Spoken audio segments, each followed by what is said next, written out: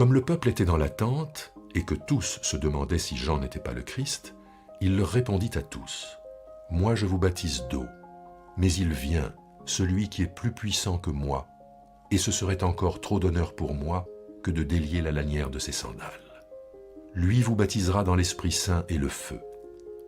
Il a sa fourche à la main, il va nettoyer son aire, il recueillera le blé dans sa grange, mais il brûlera la paille dans un feu qui ne s'éteint pas. » Jean annonçait la bonne nouvelle au peuple avec beaucoup d'autres encouragements.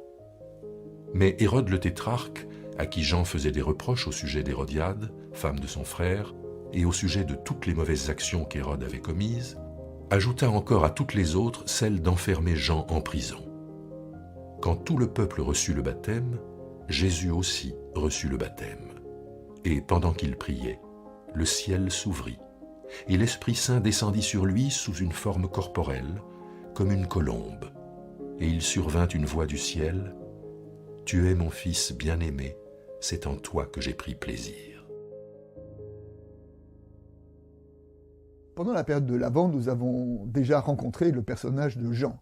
Jean qui est cette voix qui crie « Dans le désert, préparez le chemin du Seigneur ». Et puis ensuite, nous avons eu la période de Noël, qui évoque la naissance de Jésus. Et là, nous retrouvons Jean et Jésus qui se rencontrent d'une certaine façon.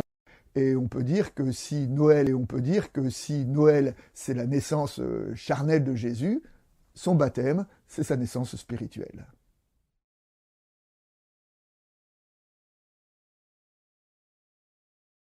Si le baptême de Jésus est authentique et donc montre un Jean qui baptise Jésus, le texte quand même prend soin, à travers quelques détails, de marquer une sorte de passage de relais.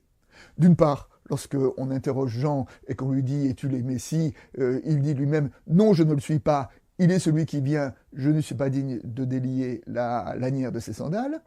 Et puis, dans sa construction littéraire, très subtilement, Luc introduit l'arrestation de Jean, qui va conduire à sa mort, avant le baptême de Jésus. Donc une façon de dire que le baptême de Jésus est une sorte de passage de relais entre le ministère de Jean et celui de Jésus.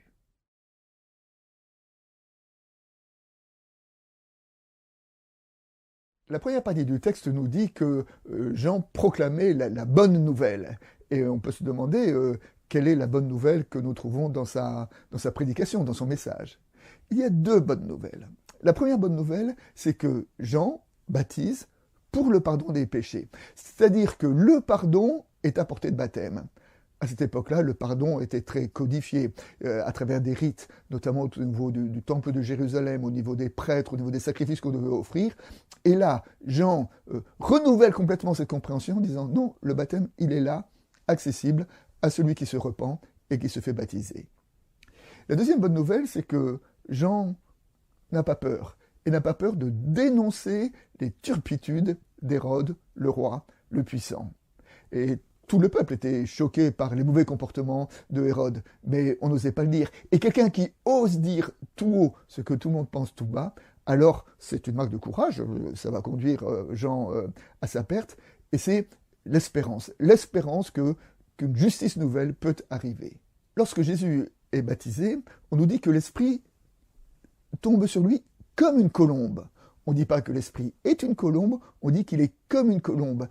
On pense là que Jésus a vécu très certainement un événement spirituel, une nouvelle compréhension de Dieu qui est évoquée à travers le symbole de la colombe. Alors la colombe, dans le Premier Testament, on peut dire que ça renvoie à deux choses. D'abord, la colombe de Noé qui revient avec un rameau d'olivier dans le bec, c'est-à-dire c'est un symbole d'espérance, de paix, d'un temps nouveau qui advient. Et puis ensuite, le mot colombe, c'est Yona en hébreu, et ça a donné Jonas. On sait que le personnage de Jonas est important dans les évangiles, puisque souvent Jésus s'inscrit sous le registre du signe de Jonas. Il ne vous sera pas donné d'autre signe que le signe de Jonas. Et le signe de Jonas, c'est quoi? Eh bien, c'est que par la proclamation de Jonas, les Ninivites changent de comportement et les Ninivites sont pardonnés. C'est-à-dire que le pardon de Dieu va jusqu'à Ninive, la ville ennemie, la ville étrangère. Et donc, à travers ce symbole de Jonas, peut-être qu'on retrouve derrière la colombe, il y a la proclamation d'un évangile du pardon qui dépasse les cadres religieux de l'époque. Une question qui a agité les théologiens, c'est de dire pourquoi Jésus, qui, selon la tradition, était lui-même sans péché, doit-il être baptisé pour le pardon des péchés? Alors, la première réponse, c'est de dire tout simplement que Jésus a habité notre humanité de la façon la plus entière, y compris jusque dans son besoin de repentance et de pardon, y compris jusque dans son besoin de retour vers Dieu. Et puis, nous devons quand même entendre que c'est au moment où Jésus se fait baptiser, on l'imagine, Jésus faisant la queue avec les habitants de Jérusalem pour se présenter devant le Baptiste, c'est à ce moment-là où il est le plus humble que cette parole d'adoption lui est donnée, qu'il est le plus élevé, tu es mon fils bien-aimé. C'est au moment où Jésus est le plus humble qu'il est le plus élevé. Et comme illustration, cette citation du père de l'Église, Maxime de Turin, qui reprenait cette question, pourquoi Jésus a-t-il besoin d'être baptisé? Il dit la chose suivante.